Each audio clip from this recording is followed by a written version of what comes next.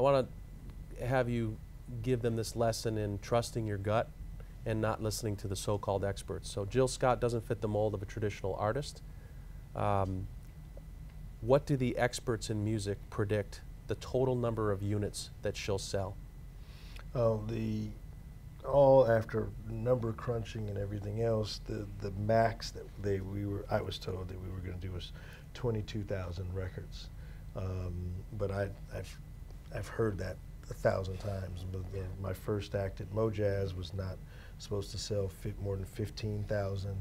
I had a comedian. My first album I actually produced was a comedian named Robin Harris. Then all the expert predictions said again 15. It would never. They really thought it would sell 5,000 because Robin Williams was a comedian who was on a show called Mork and Mindy at the time.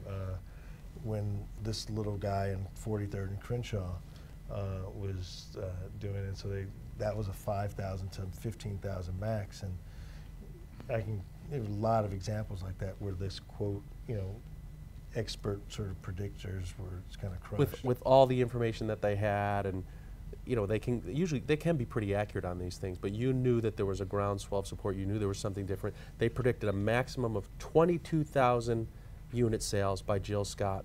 All told, what'd the first album sell? About 2.5 million. So, and 4 major Grammy nominations, including New Artist of the Year, and it was I'm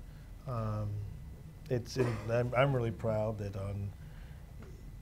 you look on the internet and a bunch of surveys now, that album has been named the best R&B album of the first decade of the 21st century, and by a pretty good wide margin.